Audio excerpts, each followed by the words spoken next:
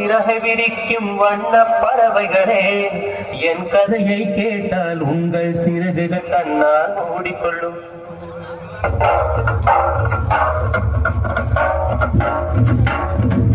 என் மனவானில் சிறகை விரிக்கும் வண்ண பறவைகளே, என் கதை